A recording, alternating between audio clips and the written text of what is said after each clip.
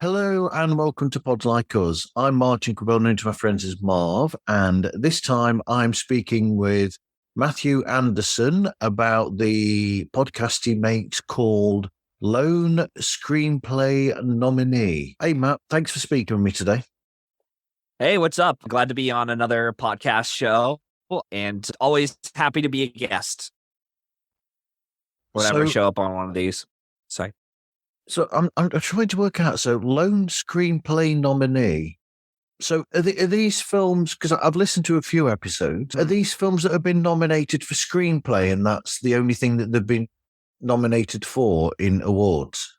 Yeah, I thought about trying to come up with a better name for the podcast because I was trying to think of what's a better title for it, but I'm like, the only one that comes across that could tell you what it is within the title is the Lone Screenplay Nominee Podcast, in which, yeah, you're right. It's just me covering with various guests on each episode. I try to do it like a bi-weekly show just because it gives me a little bit of time to find said movie and then do my research for the stuff that we'll get in. I'll explain a bit more later on in the show, but essentially for each episode, I cover each episode, each movie that was nominated solely for an Academy Award in the writing category. So, for example, this upcoming Oscars, which I don't know when this episode will drop, but the Oscars that we're about to get, the 96th Oscars, the only lone screenplay nominee episode I'll be covering for this year is May December, which got a lone screenplay nomination, and that's it. And yeah, so I already have a guest hired for that, but there's a couple of episodes that we're already scheduled, or at least I have guests interested in doing, but I won't mention exactly who they are yet because some of them will be done later this year. And I am actually going to be bringing back more guests on the podcast to talk about said films. One of the films that I will be doing is Glass Onion, which I have a feeling actually might be one of the more fun episodes we're doing just because of the guest I'm bringing on for that one. But yeah, that's pretty much it. It's just within the title, Lone Screenplay Nominee. Yeah, because I mean, it's surprising, really, some of these films. I mean, I think you mentioned in the When Harry Met Sally episode, for instance, I think yourself and your guest, Christina. Yeah. I think you both mentioned that you were surprised about the fact that there were no nominations, I don't think, for Best Film or for either of the two mains for starring roles. Yeah, and the thing about that is watching the movie and even seeing what the year they had nominated for Best Picture, because they went for Driving Miss Daisy, Born on the 4th of July, they went for Field of Dreams, My Left Foot, and then there was another one they went with. I can't remember on the top of my head what it was, but they don't usually go for dramas, especially in a year of 5 for Best Picture nominees. I mean, I bet you $10 this year with this upcoming Oscars, if we had like a sliding scale for Best Picture, meaning like if the nominees were like 8 or 9 Best Picture nominees, I actually think that Past Lives would have easily gotten the boot from Best Picture, just because that's a film that's it was very inconsistent all throughout the guilds, and much like Harry Met Sally, it did do well enough of the Golden Globes, but it was very much like Past Lives was like a critic's darling, but there was enough passion, just enough to get in for the straight 10. And I think When Harry Met Sally could have done it too, along with Do the Right Thing. But like I said, they're not like When Harry Met Sally is a comedy, and the Academy, especially back then, they're just not the biggest fans of it. And it was kind of a populist pick, so to speak, because it was a moneymaker, and Rob Reiner is always known for making populist movies, even A Few Good Men, which is a really good movie. But the point of that movie was to make money first and nothing more. I mean, there's been some like really ridiculous situations where a film that I thought would get in for Best Picture or even something like Best Director would have happened, and they just didn't. Like A Star Is Born, I thought was going to get in for director because Bradley Cooper was going to get he got all those precursor nominations, and he just got booted out for, it was Paulo Pawlikowski for Cold War. Another one I just rewatched was Dune Part 1, which I really thought Denis Villeneuve was going to get in for Dune. But looking back and seeing how the directors' branches sort of expanded into more international directors, they were just never going to go for Dune, because even though it does have a bit of an artistic flair to it, it is a populist moneymaker. And I don't know why a lot of us were surprised that Greta Gerwig got snubbed for Barbie for director, because that is a moneymaker first, mess second. And believe me, Greta Gerwig did a really good job with the movie, but I always had a feeling ever since I saw Barbie, it was like,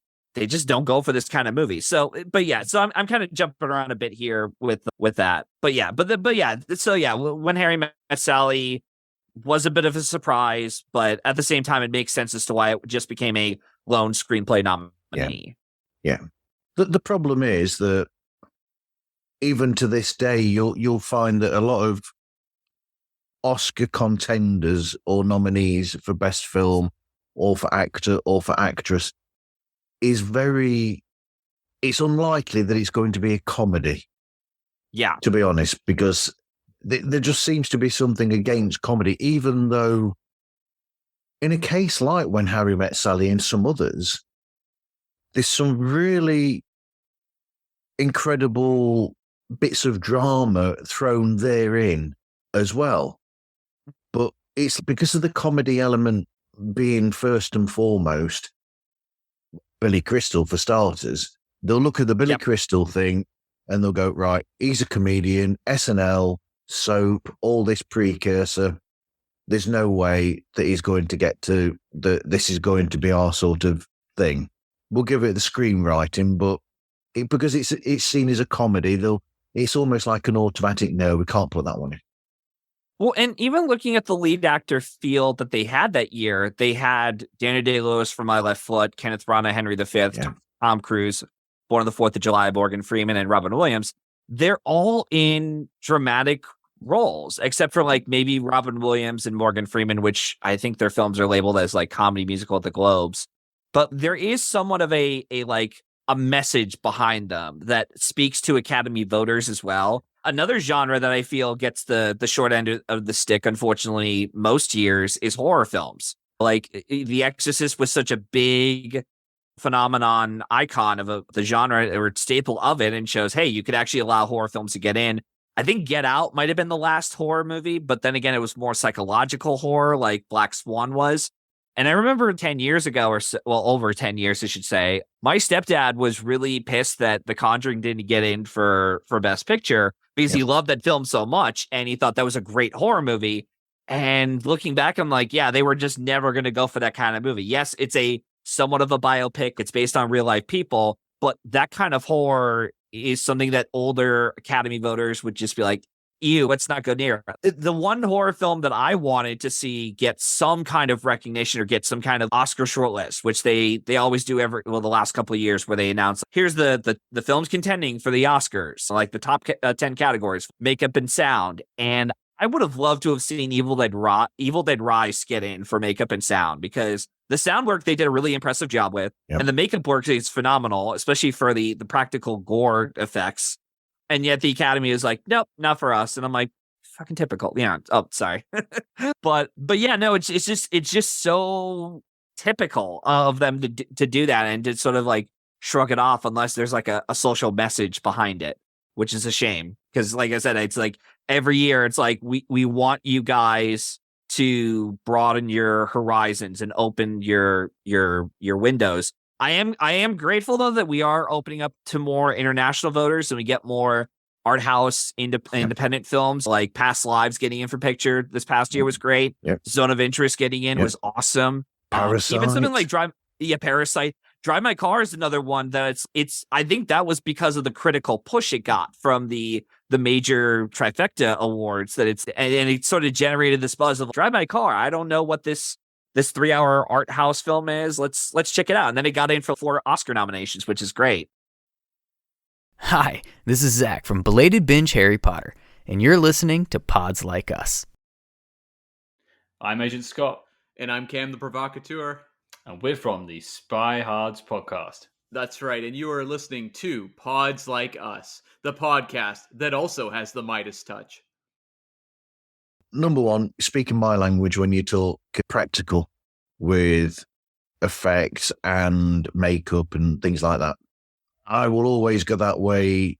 Most of the time, I will go towards that sort of thing when it comes to films. I sometimes think that the CGI is overblown nowadays, and in some ways, I like in camera actual effects essentially, because it probably makes it easier in the post as well. I would have thought post. If you're talking films that popularity, I mean, when you were speaking with your was it your professor about Crocodile Dundee?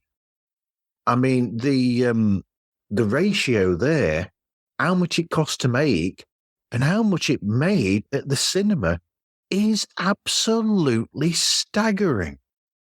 Yeah, it's shocking that it for a budget like that, it was like under 10, like 8.8 million or maybe like 10 million. And it made like 300 million worldwide. Where nowadays it's like Indiana Jones, The Dial of Destiny was budgeted of $300 million and it couldn't even break even. And I just and a lot of it is because of obviously like inflation and such, but you just don't need that much money, especially when it doesn't even look that, I don't know. This whole idea now of like studios deciding to throw a bunch of money at these bigger intellectual properties, but they're not even going to bother making it look good or impressive. Like at least with Star Wars: The Force Awakens, there's a lot of CG effects, but there's also a lot of practical effects in it too. And because they had to combine both of those, the budget on that was inflated to like maybe $400 million for the budget. But it was going to be a hit. Like, it's just a matter of how big the hit was going to be. But even looking at something like Ex Machina, which was like, I don't even know what the budget of that was on the top of my head. I'll see if I could look it up on my computer here. But $15 million was the budget for Ex Machina. And you see the effects work involved on that. And it's so staggering. It's like, how did they do this? It's quite impressive.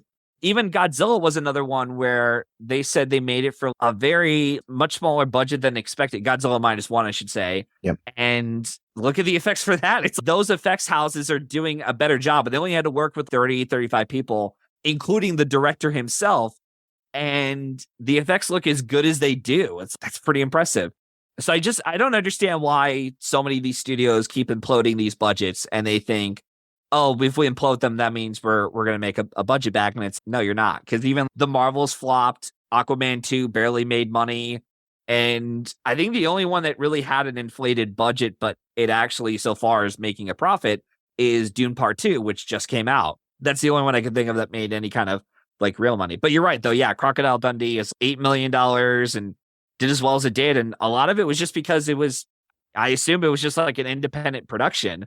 Like the way they shot it, because and again, inflation, because back then in the 80s, it wasn't as costly as it is now to make a movie in certain states. And you also have these, tax, not write-off, but like tax refund or tax credits for your film if you work in a certain state like California does, or New York City, I believe it does. But yeah, it's very fascinating. Yeah. You film in London and it costs you an absolute fortune. Yeah. Apparently. Yeah. And even I think there was a movie with Tom Cruise was in it. It was Vanilla Sky, I think it was, where they were able to pay off New York City officials and say, can you at least give us like 1 hour to film in Times Square? And it cost them like a lot of money to do that. And yet it paid off for them, I guess. But yeah.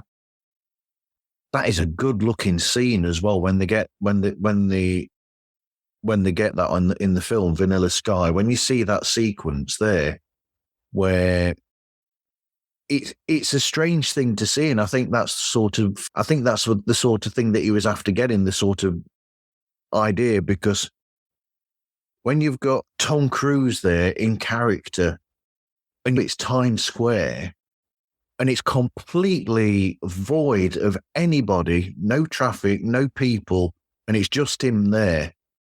Mhm. It does give that sort of, it's almost, but not quite to the same degree, but almost like the sequence in the original, spoiler here for a film that's over 50 years old, but it's almost like that sequence at the end of Planet of the Apes with the Statue of Liberty.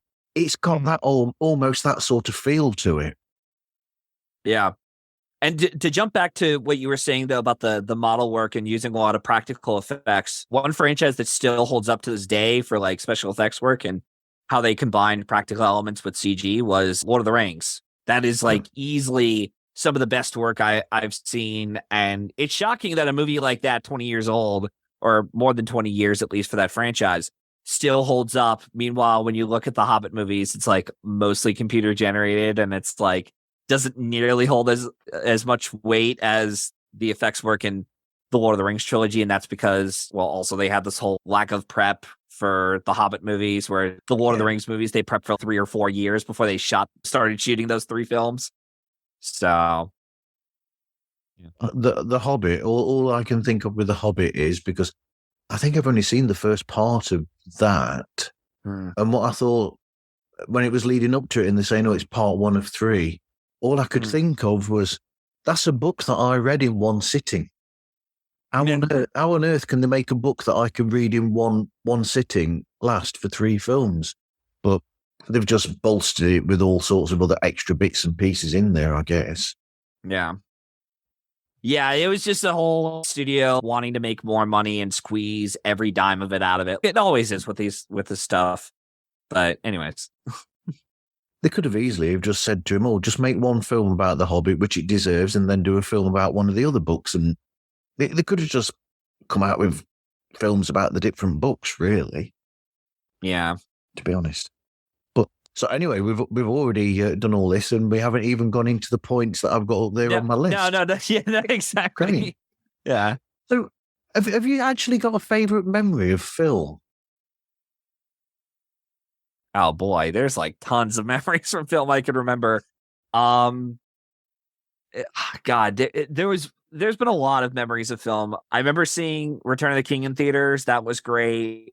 I loved seeing, seeing Furious 7, like opening weekend or opening night. That was awesome. But that's a whole other story I could go on about, but it might be a bit too long for this podcast. The last good Fast and Furious film. I will agree. That's probably like where the franchise should have ended. But at the same time, I don't hate the other ones, except for maybe Hobbs and Shaw. Like the other ones I find tolerable, like more so than some other franchises that have gone downhill. But I do agree. Yeah, Fast 7 is like the last great one they had. And then one of my favorite memories, for me at least, was taking my drive down to, actually it was pretty recently, like November or December of last year, seeing Maestro in New York City. It was like one of the first times I had seen a Netflix film on the big screen, and I actually went out of my way to see it. Because usually when Netflix does, they do these whole like limited releases, and then they're like, oh, we'll send it to Netflix streaming services in a month or so. Like All Quiet on the Western Front, Irishman, Marriage Story. I'm like, yeah, all right, I could wait for those. But Maestro was like, no, I actually want to see this on the big screen. And that was, the sound work for that was incredible, especially with the El Cathedral sequence where Cooper is conducting the Mahler Symphony Orchestra set piece. Like that was phenomenal. Like the choir, it was like the sound mix was incredible. And yeah, and I was able, I spent a whole day driving to New York City with my uncle and then driving back, and we were just talking about the movie, and we were just like, yeah, that was a really good movie, especially with the makeup work for that was incredible. And to the point where even my uncle was like, he couldn't even find one flaw with the makeup work. Even when he has the older makeup work with the wrinkles around the neck, it's really impressive. And then you see some of the work that's done through behind the scenes videos with what Kazuhiro did and his team did. And I'm like, damn, they really did a hell of a job doing that work. But yeah, there's tons of memories. But I guess if I had to pick just one, I guess that would be the memory I'd pick, I guess. Hi, I'm Bob Jeffy from the Daily Dad Jokes podcast. You're listening to Pods Like Us. By the way, Do you know where whales and dolphins get their news? From podcasts. Bye for now. Hey, this is Jeff Cummings from the Best Song Podcast, the show that is telling the stories of every song nominated for the Academy Award. You're listening to Pods Like Us. Yep. And only now have I realised that I missed a point from earlier on where, just very quickly to touch on you were going on about the effects with The Lord of the Rings. You're right. That's a really good marriage of the practical and the CG together, where I think that's the issue. I think that's a good thing where you can do that. And it's almost like taking what they've done with the practical and it just touching up on it a bit with the CG and making it a bit better, as opposed to making it completely CG. So I think you're right about the effects for that. Where else was I going to go there? But something that you've pointed out, you mentioned there with what you just said, you're on about a film that you saw at the cinema that was a Netflix film. It makes me think of, I mean, I don't know what you think of it, and don't know what many people think of it, but we saw the Fletch film with John Hamm in it. John Hamm. John Hamm is in a film that's based on the Fletch series. Exactly. Yeah, this is the first time I've ever hearing of this. Right. It was supposed to go to the cinemas, but it is where I'm going with this. I mean, we really enjoyed it. And it was one of those cases where it was a film, it's called Confess Fletch. And it's a case of one of those films that was virtually ready to go out when COVID hit, essentially, but didn't because everywhere was closed down and lockdown happened. And then we had this thing, do you remember where we had this thing where it was, right, what are we going to do with these films? Oh, I know. These films that we've got all there, that are films that are a bit arty and we might not make us a ton of money, we'll throw those onto streaming platforms. Yeah. And the films that we think are going to make enormous amounts of money, they're the ones that will rush out to the cinema because we've got all this backlog of film. And I think, in a sense, that's a bit of a worry. Well, to me personally, I see a thing where there's still this thing for films that I think are good films being left and put onto streaming platforms and not being given that cinema experience. And it's happening now where you get that and you get these big blockbusters that are going straight into the cinemas, and some films are not going into the cinemas and being missed by people because they've not got that big promotion going behind them of them going into a cinema and having the trailers. Well, and the point of Netflix is they want to make sure that these movies are they're viewable at home, not do like a whole theatrical release. Like they have no interest in doing the whole money making in theaters. Like I know Glass Onion it actually would have been a box office hit if they had allowed it to stand for another month.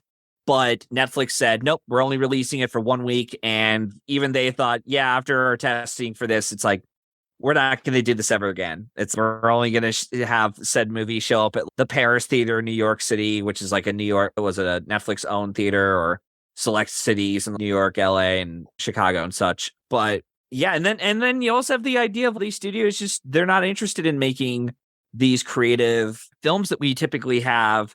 If you did something like, I don't know, like Chinatown, like you can't do that nowadays. I mean, the subject matter involved aside, you can't really have a big studio like Universal or Paramount or Disney to be like, hey, can you give us like $30 million for this? And it almost seems like these people they're forgetting how to market mid-budget leveled films. And they decide, and maybe that's part of the reason why they're imploding the budgets, because we know how to market a $100 million budget film, 200, 300 million budget film. But we don't know how to budget a mid-budget movie. It's the same thing as you do with any other film. Even the mid-2000s, we had a lot of those, and they were like modest hits.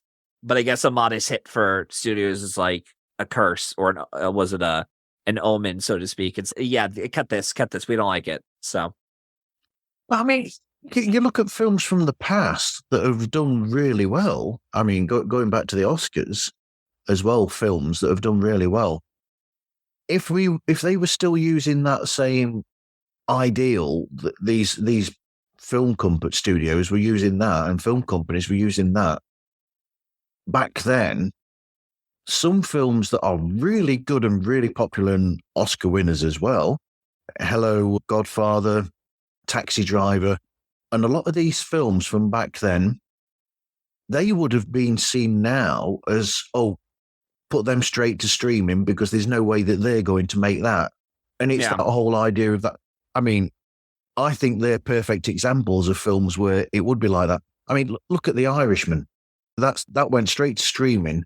But if that film had come out, if Scorsese had done that film 30 years ago, that would have been an Oscar contender that had been in the cinemas for a few months, not straight to streaming.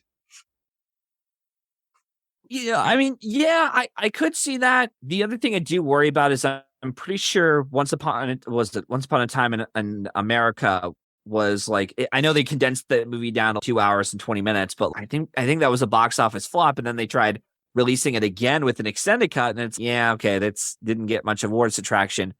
But yeah, Scorsese is always he's an interesting figure to cover and talk about with the Oscars, especially when he's only won one Oscar, and sorry to say he's not going to win for Killers of the Flower Moon for picture or director, just because the one time they gave him the Oscar, it's the time when he had no competition, and it was almost like where Nolan is right now, where you have no competition.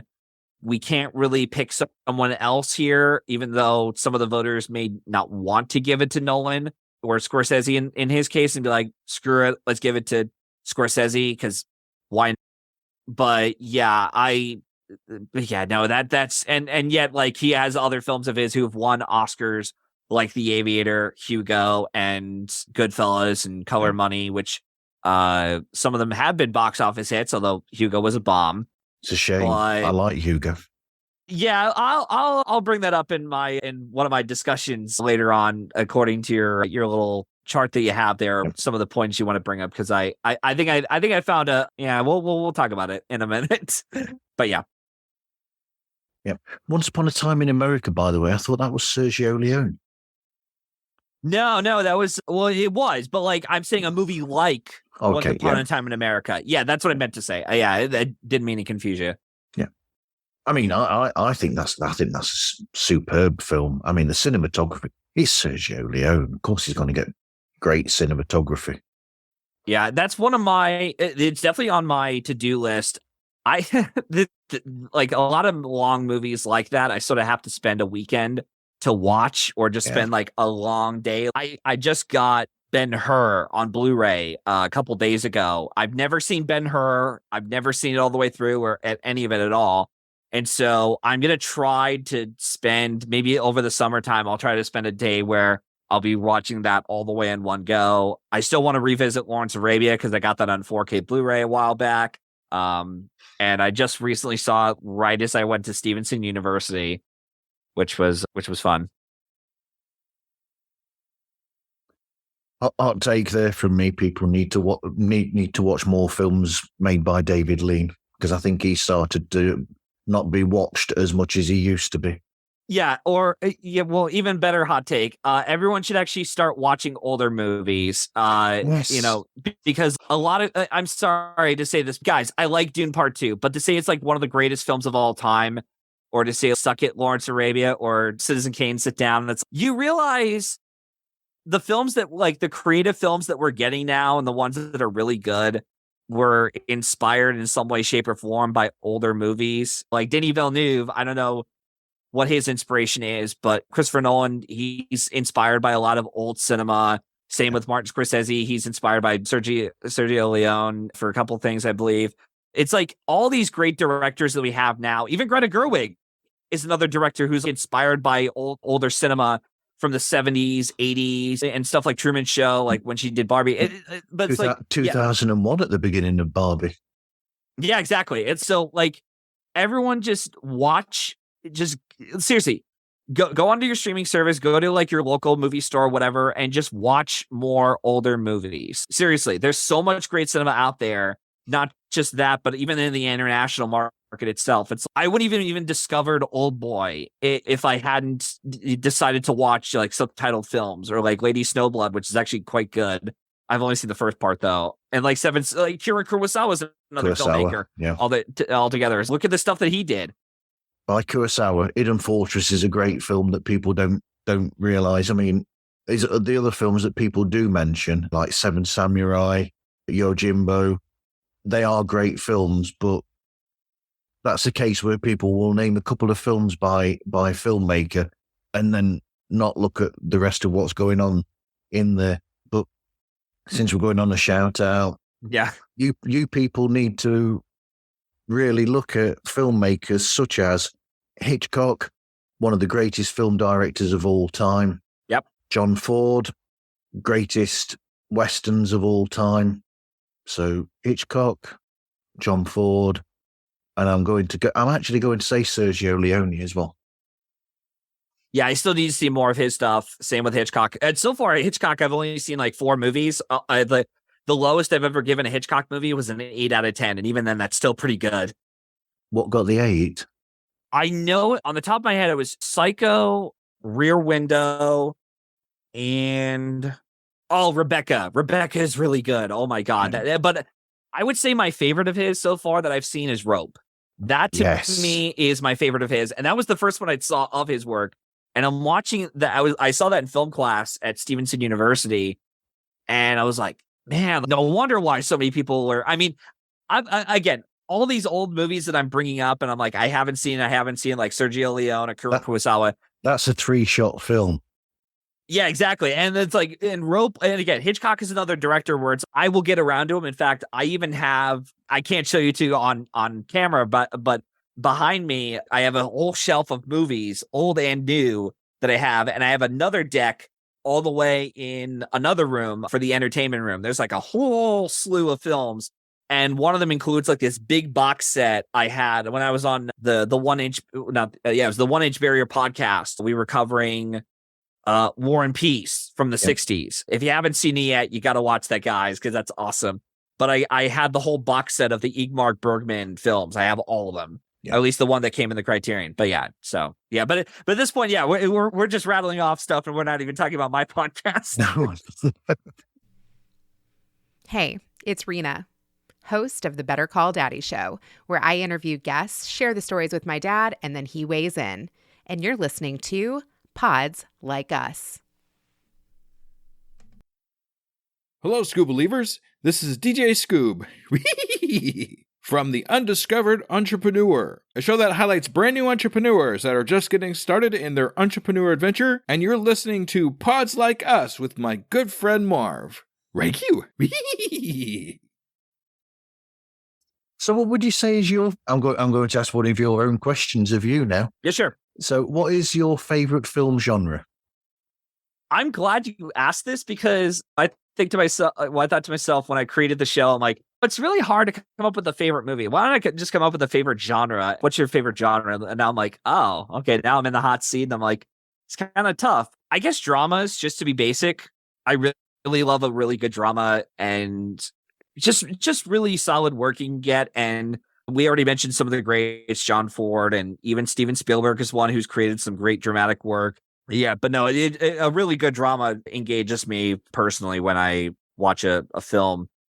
But I do try to broaden my horizons a bit. I'm trying to dabble more into horror films, although much like romantic comedies, it's for every good film you get in the horror genre, you always have to go through 10 crappy ones. So yeah, but no, drama would be the one my go-to. It's okay, sure. So what was your inspiration then to start this show about screenplays? And yeah.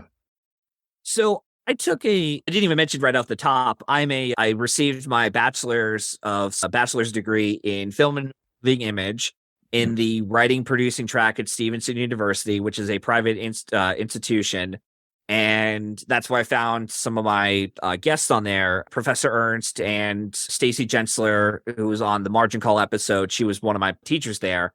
In fact, I managed to get her on board for Margin Call because she worked on the movie. And that was the only way I was willing to do that episode in of itself because of her. And I was like, all right. So anyways, but yeah, so I got a writing degree there in film and moving image. And I for it, and also too, I'm an Oscar predictor. Like I do kind of do it a bit cynically and do it just because I kind of want to get the ego side of me is I want to get all the predictions right. Cause I think the closest I ever got with Oscar predictions was the year that Coda won Best Picture, where I got every category right except 2, and that was it.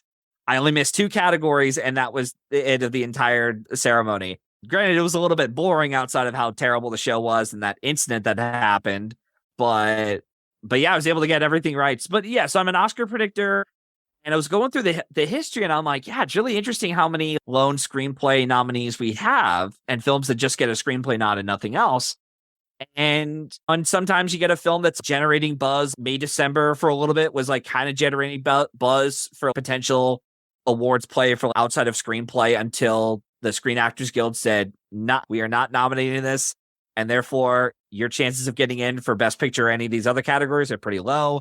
And even the BAFTA just kind of took a big whiff and just was like, nope, get out of here. But really the one movie for me that was just like, screw it. I'm pressing the button on this, and I'm going to start doing my research on it, on creating the show and such, was Glass Onion. Yeah. Glass Onion was the movie that I had seen in December when that came out. It feels like forever now. And I'd watched that movie, and I'm like, yeah, it's a really fun movie. I'm engaged with it. I'm enjoying it. And God, I would have loved to have seen that with the crowd, honestly, especially with some of those twists and turns. But yeah, no, that film is really fun to watch. And I was watching clips of it again, and I'm like, I really do need to sort of cover this a bit of like why this only got a screenplay nomination. And I think that Knives Out franchise might be like one of the few franchises where a previous movie and its sequel got a lone screenplay nomination at the Oscars. The only one I could think of was the Before movies, like Before Sunset, I believe, and then Before Midnight. Yeah. But with the case of Rian Johnson, he managed to get in for original and adapted screenplay, in which he is like a slew of writers who managed to get in both categories. Christopher Nolan joined the ranks this year, Tony McNamara, Noah Baumbach, and Bradley Cooper. So I thought that was interesting. And like I said, it was enough for me to go, I want to push the button on this. And I started gaining some of my colleagues, some of which from Awards Radar podcast, Miles Hughes and Joey Magnuson. I'll get into Joey Magnuson in a minute, but I managed to call upon Miles to say, I'm thinking about doing this podcast. Do you want to come on board and do the Knives Out episode? And he said, sure, yeah. And we had a really fun time, and it was fascinating with how the episode turned out. And ever since then, I've been really grateful, even if some of them have been, maybe one or two of them have been kind of a slog to get through the movie. But outside of that, it's a really fun show I've created. You've just made me think that I've answered one of your questions in my blog, by the way, that's not come out yet. You asked in one of your episodes, or you and your guest were talking about Noah and Greta, and they are actually married, from I've heard it mentioned in other shows before now. Because it was mentioned in your show, you weren't sure whether or not they were. Yeah, I think it was. I can't remember when we talked about Noah Baumbach and Greta Gerwig on the show, but I know recently they just 20th Century Women when you mentioned that one. Yeah, they might have gotten married right after that episode aired, because I'm looking through. Yeah, they said they got married December 23rd. Okay, so they like just got married this past December. And we recorded that episode in like August or September. All right. It might have been around the time when Annette Bening's other movie, Nyad, was coming out, and we're at the festivals, and we're like, all right, let's record it. So yeah. But I was going to go somewhere else then. Oh, where was I going to go there? Oh. Yeah, we enjoyed Knives Out and Glass Onion as well. The Menu was an interesting film.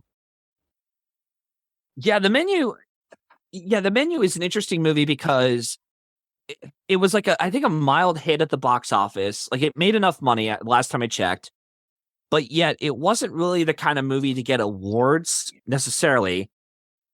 Yeah, it was just, I guess it and also too, like, of the films that were like treating of the high society, higher class with their wealth and such, or being a satire of it, it just wasn't the one that was going to do it for Academy voters, because they already had Triangle of Sadness and Glass Onion, and yeah, Menu only got in for a couple Golden Globe nods and like a Writers Guild nomination, and I think it got some critics groups mentions, but yeah, it just wasn't the kind of movie. And also Searchlight had other focus elsewhere. They were trying to get Banshees of Inisherin an Oscar, but it went home empty-handed, and yeah,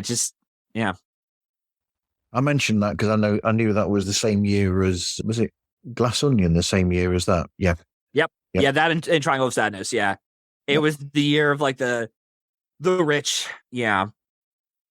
And that allowed me the time to remember what I was going to talk about. Now, I'm going to put you on the spot with this one because you're not expecting this. So just to time this, we are both speaking on the 5th of March. And this episode will be going out, the second week of April. So Matt's going to hate this one. Right. The Oscars are this coming weekend on the 10th of March. So now I'm going to say to Matt, what do you think yourself is going to win Oscar for movie, Best Actress, and Best Actor? You immediately dated the episode. And possibly screenplay. Actually, screenplay would probably be a better question. Well, I could tell you for original screenplay. Do you want me to just answer the screenplay question, or Yeah, go on then. Go on. Okay. Screenplay. Yeah. The screenplay. Well, I know original category. The original screenplay category is probably going to be Anatomy of a Fall. It's the one that's been generating a lot of buzz, and the moment it won the Golden Globe prize, I'm like, yeah, it's over. It even won international film over the film that got submitted for the Oscars, The Zone of Interest. And then, so yeah, Anatomy of a Fall, I think, is just going to win original screenplay. Adapted screenplay right now, I still think it's going to be American Fiction. But I mean, I have been hearing rumblings with people who've talked with Academy voters that said there's a chance that Oppenheimer could pull an upset just because of how strong that movie is at the Oscars, which will win Best Picture. But American Fiction, just if it does win the Oscar for adapted screenplay, it's always felt to me like the type of movie that they would go for. It won the TIFF Audience Prize, the Toronto International Film Festival Prize, which is like their audience award they give out, and it's won a handful of prizes at all these like festivals like Middleburg and a couple other stuff. And yeah, I've been hearing a lot of rumblings that American Fiction also has its own like major support from the voters as well, because American Fiction can only win one Oscar, and it's adapted screenplay. Like Oppenheimer has other chances to win, including director. Cillian's probably going to win the Oscar, and Downey Jr. is probably going to win the award. Although by the time this episode comes out, we'll see if I'm right or wrong. But yeah. So that was actually going to be my next one. Was, do you think that with all the talk about Downey, that he will actually get supporting? Yep. Yeah. There's no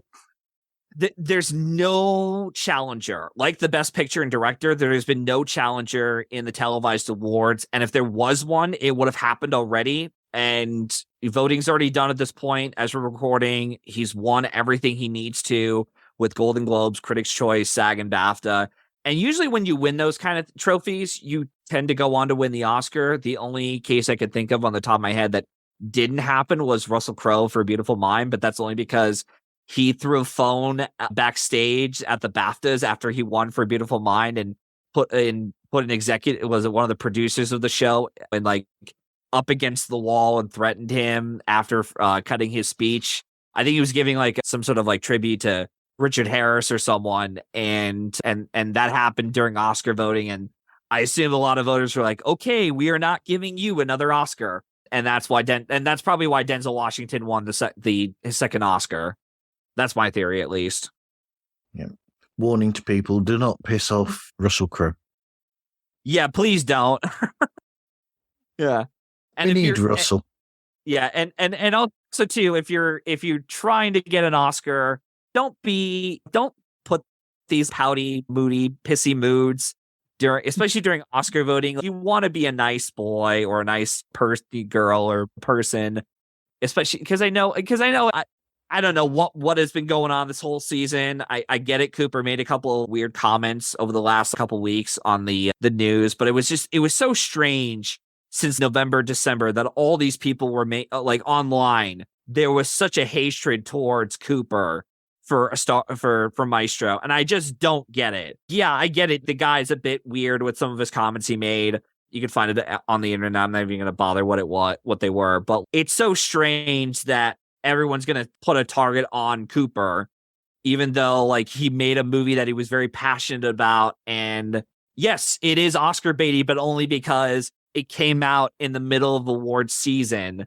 And honestly, I do think Cooper thought he was going to win the Oscar for this, but those chances were just dwindling really quickly once the televised awards came out. And yeah, I just don't get it. I really don't get why people were putting a target on Cooper when literally everyone does this every year, where they do an Oscar baity movie.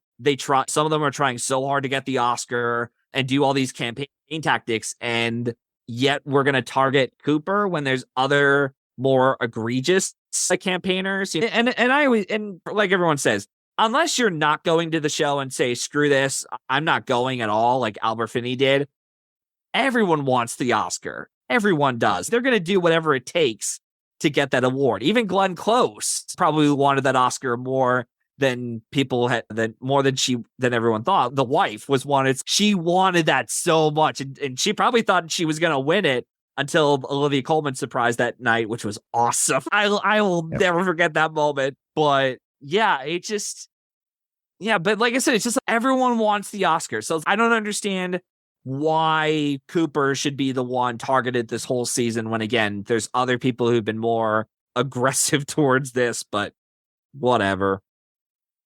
What I'm going to pull out of that one is everybody loves Olivia Colman.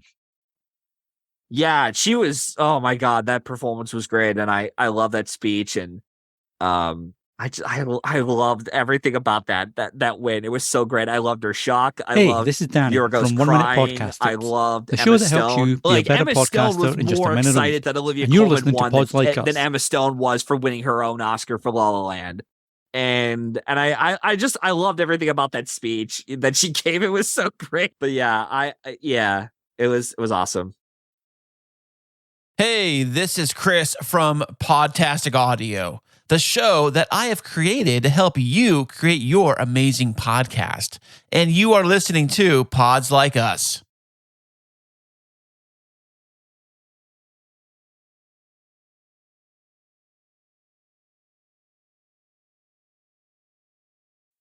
Emma Stone makes me think that Andrew Garfield lost Best Actor Oscar for pretending that he wasn't in that Spider-Man film. He was never going to win that year for Hacksaw Ridge. It was like the competition. It was always going to be Casey Affleck the whole year. And then even with the Will Smith year, it was so funny because when Will Smith was about to win the Oscar, it was funny too because that year in particular, I saw the trailer for King Richard. It was like literally one of 2 times I've called this in my entire life predicting the Oscars, where I had seen, all I had to do was just watch the trailer for King Richard and say, yep, Will Smith's winning the Oscar. Didn't even need to wait for audience reactions. It's showing up at Telluride and all these festivals. And meanwhile, some of my buddies were like, no, Garfield's going to win this. I'm like, you sure about that? And as the season kept going and going, and they're like, oh crap, Matt's right, Will Smith's about to win the Oscar. I'm like, yep. So, but yeah. And it would have been a great win if he didn't muck up his own moments that night. Like it was, yeah, but yeah, everyone's already talked about that. We don't need to rip that Band-Aid again. So no, anyways. we're not going there. Nope. But we've touched on show history, topics and guests, the research you do. So recording and editing then. So how I edit I record through, what was it called? It was Riverside. Excuse me. I record through Riverside, which is a pretty helpful and useful tool to use to record and to record on. And then after that, when I'm done recording with the guests, I chat with them for a little bit, tell them how the show went and if they had any other questions. And sometimes like I have some of my guests who I talk for about a couple more minutes or maybe half an hour talking about the Oscars or whatever. Like what movies are you seeing? What's going on and such. And then I edit using Audacity, which is a useful site, even a useful program, I should say, except it always bugs every so often. There's like a bug out for it every so often. And there's been times where I had to redo the entire thing a couple of times. I know the one I recorded for, it was like right as I was about to go to Hawaii, I had to re-edit the Another Year episode. And that was a pain to do because I'm like, oh my God, I got to leave tonight or tomorrow to go out of town. And then we got to wake up early in the morning. I'm like, I don't want to do this. So I was like, screw it. I woke up, I had 5 hours of sleep, and I was like, all right, I got a little bit of time, and I managed to get it done in an hour to edit the whole thing and get it pressed. And obviously I'm paying attention. Unless there have been a couple episodes where I'm like, even while we're recording, I don't need to pay too much attention to it when I'm editing it, because I'm like, all right, it's going smoothly enough. And I always have my earphones in, and every once in a while I'm like sort of checking my phone, but I'm still paying attention to the audio bit. But yeah, but for the most part, it's like pretty useful stuff. And I'm glad I was able to do some of the editing classes at Stevenson as well, because that also helped me a little bit with getting the volume down, making sure the pit was the volume pitch, I think it isn't too high or in the red zone, because if it is, you don't want it peaking. So that was something I really learned a lot about the editing stuff at school and sound work. And I've been using some of my techniques from my degree to create the podcast as well, which is great and always useful. So. Okay, and now we're going to go what we were discussing before we started, the music and logo. So the music I got through a royalty-free music site, and the 2 tracks I use, I'm going to pull up the names for it. I always credit the artist for it. So the one is just like a generic title, Inspiring Motivational Mood by Alex Makes Music. And the other one for my, I believe, outro is the Lo-Fi Roads for intro or outro. And I just wanted to create something that was, just something that kind of was a bit modern, but wasn't too tech-based kind of music. I didn't create it myself, but like I said, I just use royalty-free music, I swear. And then as for the logo itself, I believe I might have created it through Podcasters when I was creating the profile and the page for the first time on Podcasters through Spotify. And I came across the Oscar with the clapper. And I was like, oh, okay, cool. All right. So I'll do that. And I was like, Lone Screenplay Nominee Podcast. Let's see if I can fit it on there. I did. And I was like, boom, got it. So, yeah. So it was really quick then. I mean, did it take a while for you to find the right tunes and to find the right logo? Or was it really that quick that you just sort of found them and you were like, yep, they're the ones?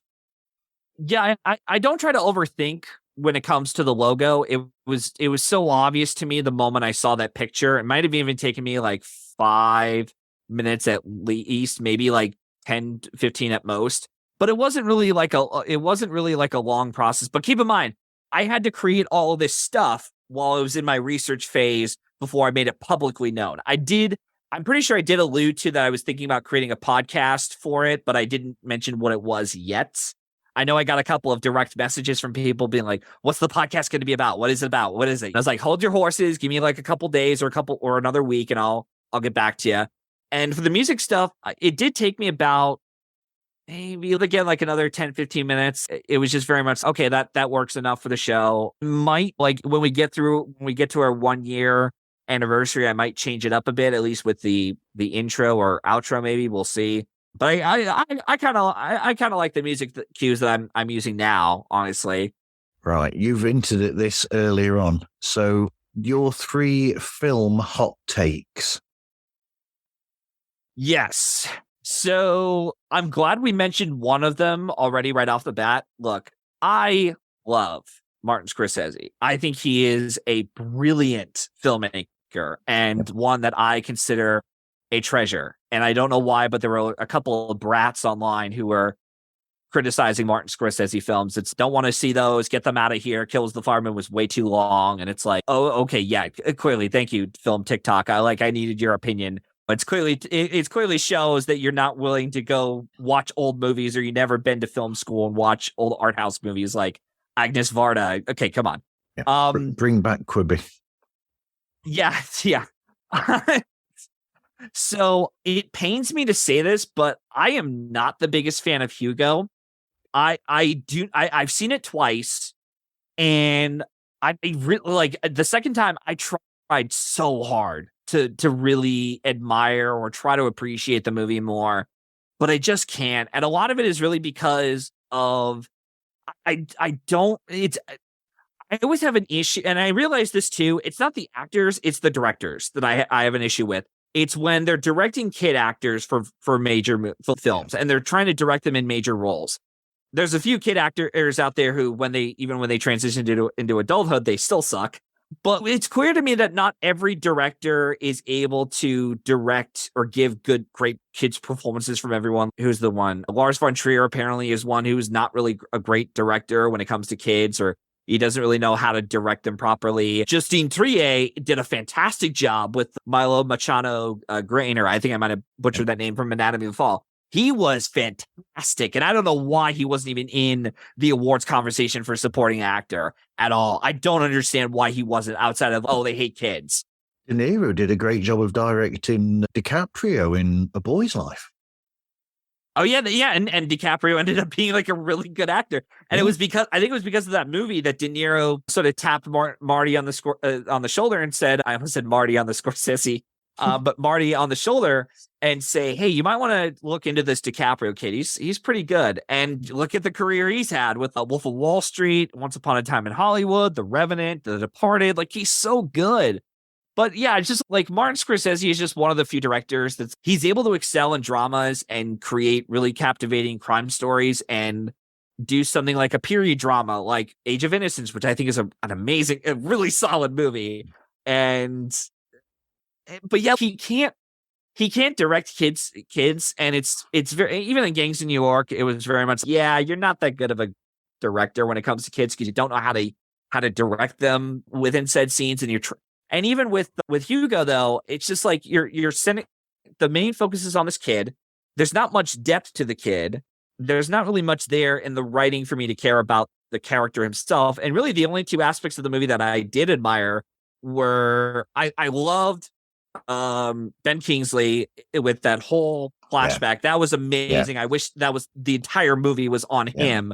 Because it's so devastating and it's so heartbreaking to see what he has to go through, but it's also amazing and it's imaginative, and I love that. And while it was a bit cliched, I did admittedly think the Sacha Baron Cohen subplot with the flower girl, it was a little bit cliched. I've seen this done before and a little bit better, but it was cute. It was nice, but not to that, I really didn't care much for the movie, and quite honestly, I was frankly bored watching it, and I'm flabbergasted that it got the technical Oscars it got, but I guess it was just one of those cases where it's film preservation, and it was just like the only big tech movie that they had at the Oscars. And I'm pretty sure that was another year, like many years, it seems to be, where the Oscars decide to go for a more boring set of nominees and winners, when it's like there's so much better cinema out there. Steve McQueen's Shame should have gotten in for Oscar consideration for Michael Fassbender and like Carey Mulligan, who's really good in it. But it's oh god, yeah. But no, so that's one. Two. Go ahead. I was going to quickly say about the Hugo thing. I mean, you're right. The bits that stand out to me, and I mean, I've mentioned this on shows where I've spoken with people about film before, and the thing about Hugo that does me, that I really love, are my favorite bits are the flashbacks when they go, and that is where you see Marty as the lover of film history.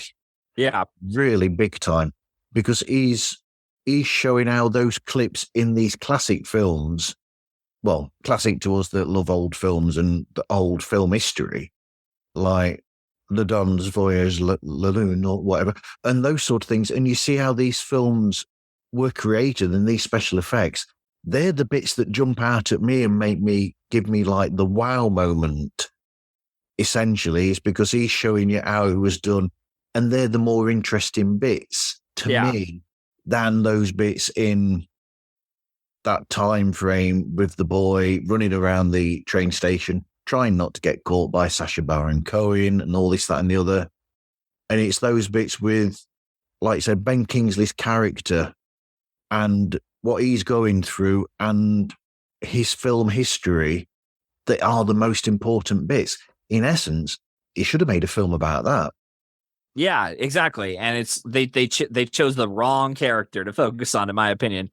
I'll try to make the other two brief. Yeah, but what was it? The second one I would say is, I understand this kind of gets a bit of a bad rap by many, but I actually don't mind Running Scared. It's a 2006 movie by Paul Walker. It was starring Paul Walker, directed by Wayne Kramer, and I think he wrote it too. And it was a box office flop. Critically, it was panned by most critics. And Ben Miller, who was on Target Audience Podcast, the host of that, he covered it with his late brother based on the recommendation of my own. And he and his late brother, Ben Miller, they covered the movie. And I saw it. Unfortunately, it wasn't really such a good idea to show it to my grandma because she was very horrified and like, why would you show me this movie, Matt? But I actually think there is a bit more to it than a lot of people would give credit to. It's very intentional that the film is trying to be a modern tale, Grimm's fairy tale kind of movie, with the blue fairy being the hooker and Joey's played by Paul Walker, is the big bad wolf, and this little boy is Pinocchio, who's trying to find a family of his own. And within the movie, and all these things, like the Mad Hatter, who's the pimp, dresses in white with like the golden tooth. It's a very bizarre movie and very strange, and it doesn't always work all the time because it does conflict itself with its tones of abrasive violence, and it tries to do the more serious moments where, wait, you just did the most ridiculous moment here with Joey rolling on the ice ring and the bullets don't even hit him once, things like that.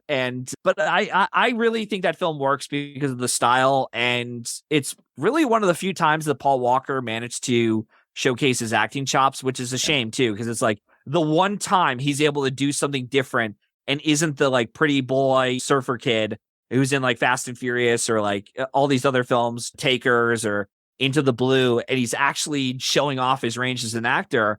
And it just never, he never did anything this crazy or out of the box, so to speak. But I would recommend that, even though it's a very strange movie for sure. And I understand not everyone's going to be on board with it. But the other one is... I thought he was good in the Hours as well. Yeah, I forgot about that too. Yeah, he was in that as well. Yeah, God, it just... every time I hear, I even look at his filmography or even think about it breaks my heart that he never got a chance to do more acting. Lazarus Project as well. Oh, okay. I forgot about that.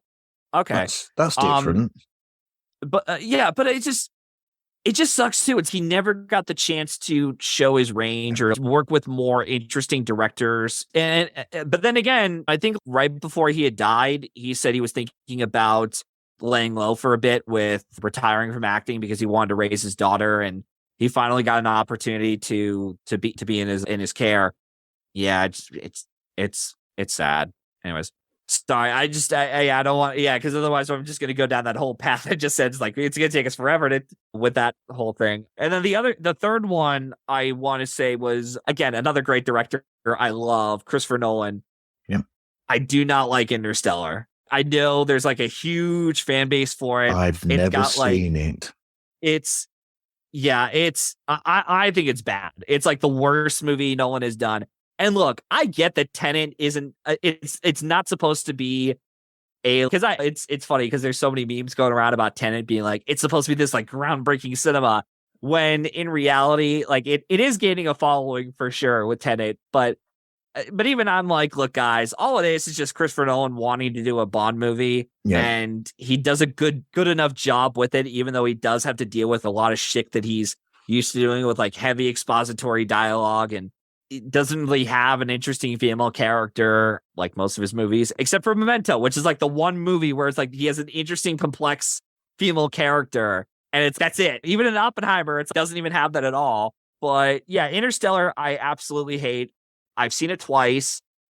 And that was another one I tried. I rewatched again. I'm like, all right, it's been like almost 10 years since I've seen it in theaters. Let's see how it turns out. And by the end of it, I was like, it actually got kind of worse for me just because the script is very hollow. It's Christopher Nolan trying to be a sort of like Spielberg kind of movie where he's trying to make it a more emotional, captivating kind of movie and make you emotionally care about the characters. But Nolan isn't really the kind of director that does that. Yeah, you emotionally care about The Dark Knight or Oppenheimer, but he's not doing these trying to be like these sappy emotional bits within the film or schmaltzy bits like Spielberg does, at least how I feel about Nolan as a director. And I've seen all of his movies. And yet I have no idea what Nolan was trying to do with Interstellar. It's a nearly 3-hour movie when you could have told us in 2, and it's so bogged with exposition to where I can't get into the emotional bits, and I just don't get it. I really don't. And then everyone's crying in like the middle of the movie, and I'm like, what's to be emotional about? Because I don't know any of these characters. Is this like one of those movies where it's like you have to put where you are in life into the film itself? Because I can get on board with if that's what the movie is kind of being, but I couldn't do it. And yeah, and no, but I really did not like Interstellar at all, and I'm just glad that. And the other thing too is that Interstellar, when that came out, I was like, man, it almost seems like the further away he's gotten from Inception, the worse he's gotten, until Dunkirk came out, and then now we're at Oppenheimer, where it's all right. Those two in particular are the kind of movies I thought you were going to be doing after you did Inception. We just had to wait another 7 to 10 years to do. But yeah, that's my 3 hot takes for movies. Yep. Hey, this is Dave Jackson from the School of Podcasting, a show that helps podcasters plan, launch, and grow their podcast. And you're listening to Pods Like Us. Hey, this is Ross. Simon. And Thomas. From Who Takes the Socks Off podcast, the show that answers the questions you didn't even know you needed the answers to. You're listening to Marv, the one-man podcasting machine. On Pods Like Us. We're still waiting for Shy Amerlin to have a comeback. Yeah, you're gonna have to wait. You're gonna have to wait forever because I don't think that's ever gonna happen. Yeah, it's like I think for me, I thought, oh, okay, he's back with Split, and then afterwards, I'm like, nope, he got lucky. Yeah, I've still not seen Split. Yeah, it's good. It's a good movie. It just was it Split or I think it was Split. But everything else he's done afterwards has just been really not that great. And yeah, it's just like every director just they get kind of lucky, and you also have these like maverick kind of directors that have such a big style that lampoons them into a big movie. Ridley Scott was able to win over a lot of fans of his or old fans of his with The Martian, and then he hasn't really gotten back to that kind of area since The Martian with Napoleon, which sucked, and House of Gucci was boring. Yeah. Ridley Scott's going to hate me because my 2 favorite Ridley Scott films would probably be Blade Runner and Alien. Oh, okay. Yeah, it's funny you mentioned those 2 because I actually prefer their sequels more than the originals. I respect what Blade Runner is doing, and I again certain respect for the original of Alien, but that's just me. Yeah, I get that. Yeah, no, yeah, that's fine. Wow. So, crikey, we're already there. So, what advice would you give to people if they were starting a show of their own? I would say my biggest piece of advice I would say when you're doing a show or when you're creating a show is to do your research first. You don't want to be premature with everything. Obviously, you want to make sure that if you're doing a podcast like I'm doing, you want to make sure that you've done all your research, and depending on how big or how small your show is, it could take like, a couple of days at most to make, or maybe just a whole month. Because it took me about half a month to create the show because I had to get the list prepared. I had to get everything down to a T. Who's the director? Who's the writers for these films? And then I had to find a way to like, what kind of money, how am I going to be able to pay for the editing software? How am I going to record my system? And also to get a good mic. You really should get a good mic for your show, just because yeah, because I've seen a lot of great like shows with a lot of really cool ideas, and they just don't put the necessities to get a good mic. And I got lucky because my folks were willing to give me a new mic, which I'd never requested or asked, but they managed to get one for me for an early birthday gift. But yeah, that's really the two things. Do all your research before you start a show, and get a mic. Or get a good mic. And and as far as like each individual episode itself, get like a glass of water with you on hand that I'm holding right now. And you want to make sure, if you need to, just do some like vocal warm-ups per episode, because I learned that from when I was at high school, where we also had to do like vocal warm-ups right before we did like a play or a musical. Like on the night of, we did like warm-ups. So but yeah, those have helped. Yeah, carrying on with the mic thing. Do if you can, please do not record using the built-in microphone on your laptop. Yeah, I did that for 1 or 2 episodes for the One Inch Barrier podcast, and it's not good. It's not really good audio. No, it's even worse if you're overworking the laptop, because then you can hear the fan on the laptop kicking in louder than your voice sometimes. Yeah, which I think you might be able to hear when you go through and edit this episode. But yeah. Oh, okay. I don't know. We'll see. We'll see. Yeah, when we'll see. there. Yep. Right. So, what sort of podcast do you like to listen to yourself? I listen to a bunch. Next Best Picture podcast I listen to for awards take, and honestly, to see Josh Parham talking about the lead actress category, which is every year when he's predicting the lead actress, like the last few years have been so chaotic, especially this year with who's going to win, Emma Stone or Lily Gladstone.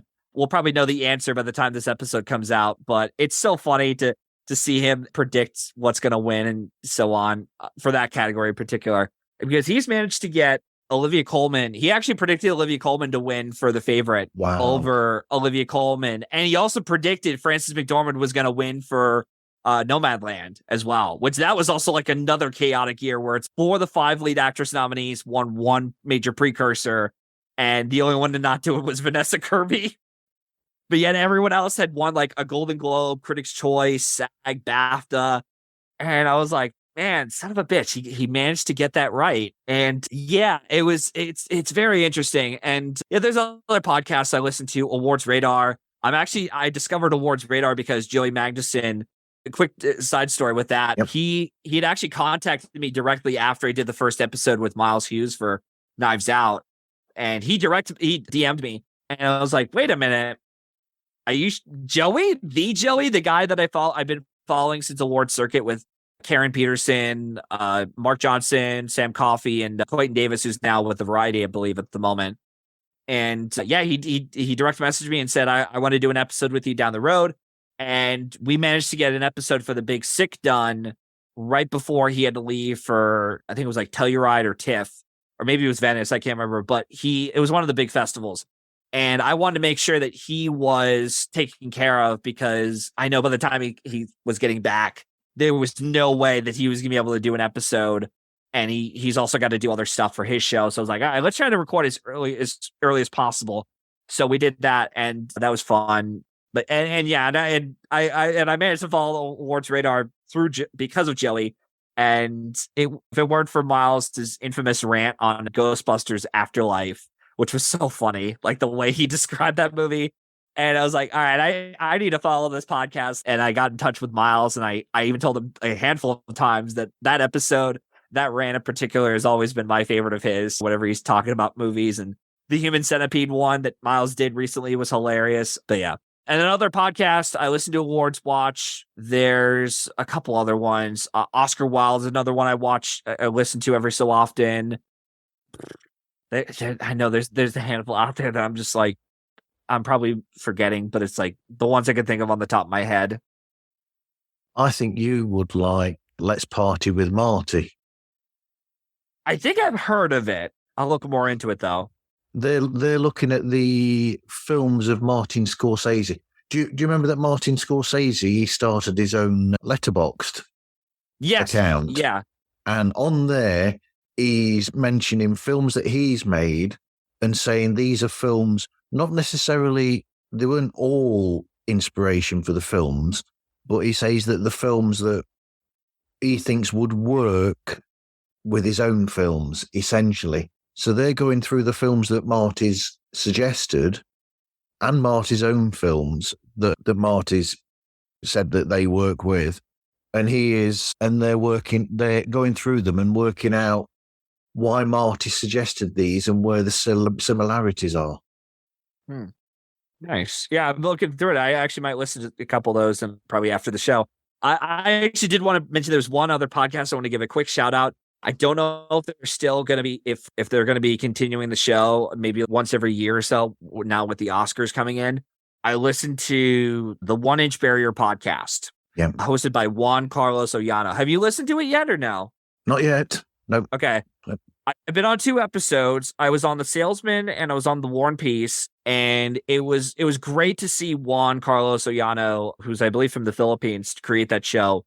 Because at one point he had, and even stated this on one of the episodes we were on, he almost thought about pulling the plug on it because of COVID coming in. And I said, no, because everyone's going to be indoors, it's going to be best for you to just go ahead with the show because it's a great idea, covering international films that were submitted or nominated for the Oscars, and then covering it almost like Kevin Jacobson does with the And the Runner-Up Is. And it's been wonderful to see that show just flourish and do such a great job with it. But yeah, I'm glad he was able to create that podcast and go through with it.